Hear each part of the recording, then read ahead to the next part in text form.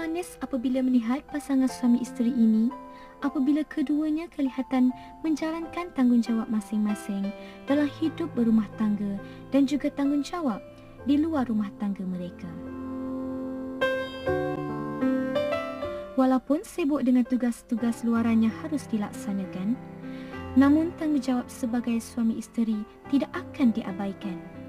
Sebagai seorang yang Muslim, kita ingat Nabi pernah sebut kullukum ra' wa kullukum mas'ulun 'an ra'iyatih. Maknanya sebenarnya setiap kita ni memang seorang leader, seorang pemimpin, seorang amirah ataupun amir. Cumanya semakin meningkat usia, biasanya kita punya wilayah penguasaan kita makin banyak. Kita kena cuba dulu. Buat sesuatu, belajar daripada pengalaman, belajar daripada kesilapan.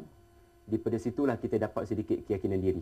Jadi di sinilah ujian yang paling besar yang saya perlu hadapi adalah masa yang minimum bersama dengan isteri, masa yang minimum bersama keluarga, sejauh mana saya gunakan sungguh-sungguh. Sebenarnya kadang-kadang kita kena belajar untuk sebut tidak ataupun learn how to say no kepada program-program yang kita rasa kita dah set dah masa hari Ahad contohnya untuk bersama dengan isteri.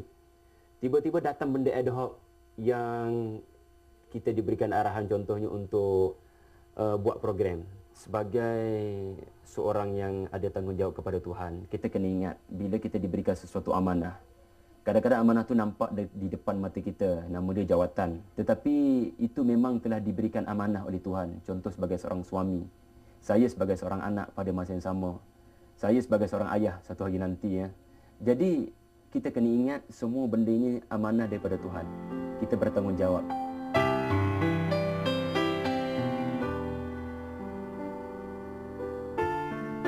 Bagi pasangan ini, mereka harus memikul tanggungjawab sebagai amir dan amirah itu dengan baik. Ini kerana tugas mereka bukan sahaja meliputi dalam rumah tangga tetapi juga kepada masyarakat.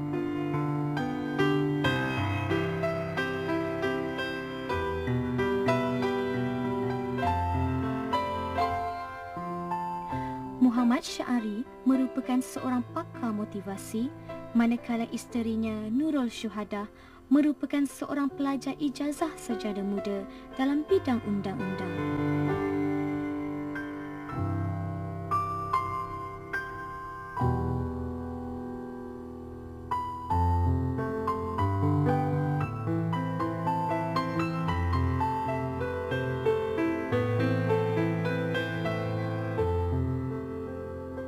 Pada pandangan saya, sebenarnya setiap daripada kita ni adalah amir dan juga amirah. Kita ada tanggungjawab untuk kita memimpin diri kita. Dan tanggungjawab dan juga amanah sebagai seorang amir dan juga amirah ni sebenarnya bukanlah benda yang kita boleh pilih kita nak ataupun tidak. Sebenarnya macam mana Allah dah kata, setiap daripada kita ni Allah jadikan sebagai seorang khalifah. Sebagai seorang pelajar dan juga isteri, kedua-duanya pada saya sama penting.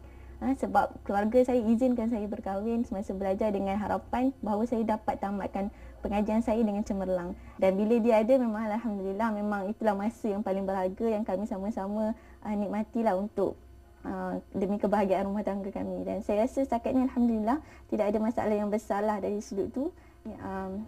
InsyaAllah paling basic yang saya rasa kita sebagai umat Islam, masyarakat Islam yang kat luar ni, paling penting kita kena pertama ni kita determine apa kita punya amanah dan juga tanggungjawab. Yang kedua, kita ada tanggungjawab sebagai seorang anak kepada mak dan juga ayah kita. Dan yang ketiga, apa lagi tanggungjawab yang kita ada. Kita senaraikan segala amanah dan juga jawatan yang kita ada. Dan dengan cara itu kita akan tahu macam mana kita nak laksanakan tanggungjawab tersebut.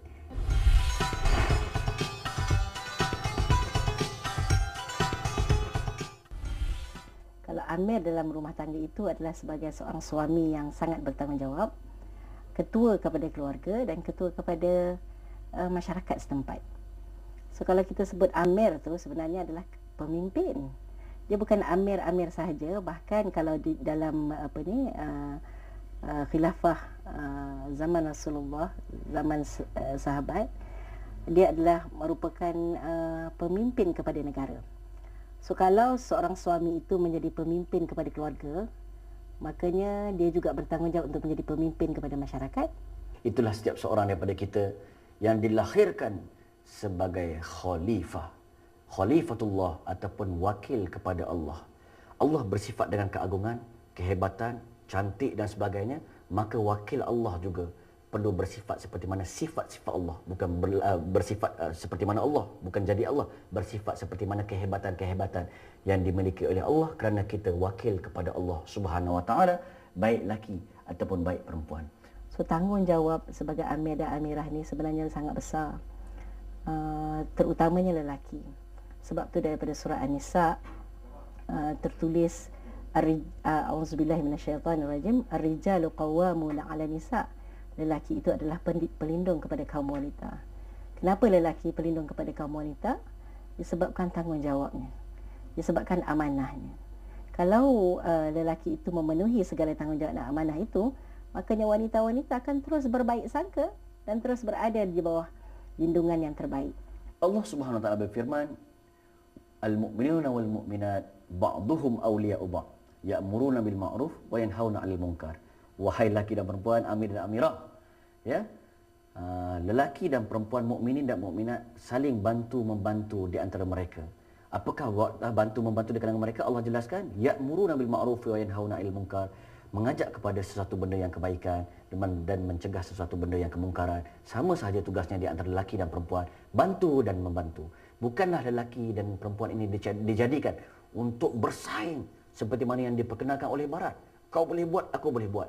Tetapi sesungguhnya lelaki dan perempuan ini diciptakan untuk lengkap melengkapi, bantu membantu dan tolong menolong. Insya-Allah ketika itu tugas sebagai amir dan amirah, sebagai khalifah yang hebat di muka bumi ini yang menjalankan amar ma'ruf dan nahi munkar dapat direalisasikan.